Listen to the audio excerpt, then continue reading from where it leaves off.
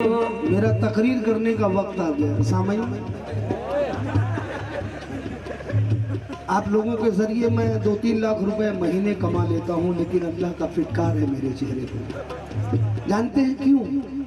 क्योंकि मैं झूठ झपाड़ी बोल के कमाता हूं। लेकिन एक मदरसे का मौलाना जिसकी तनख्वाह 2000 से 3000 हाई फाई, अगर मदरसा है तो 4000, नहीं ज्यादा से ज्यादा हाई फाई है तो 5000 है। मेरे दोस्तों, 5000 से घर नहीं चलता।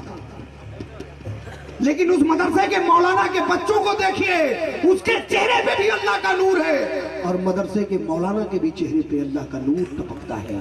क्यों? ताली मत बजाए, क्यों? क्योंकि वो मौलाना मेरे बच्चों को अल्लाह रसूल की बातें बताता है, और मैं झूठ झपाड़ी बोल के 3 लाख कमाता हूँ। इसलिए फिटकार है। ऐ मेरे मोमिन भाइयों, ऐ मेरे दोस्तों, कसम खुदा की आप लोग उस मौलाना की तनख्वाह बढ़ाएं, अल्लाह आपको बढ़ाएगा, ये मेरा वादा है।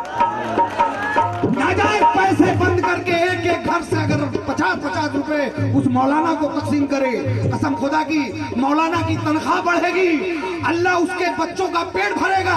कसम खुदा की अल्लाह आपका पेट भरेगा, आपके बच्चों का पेट।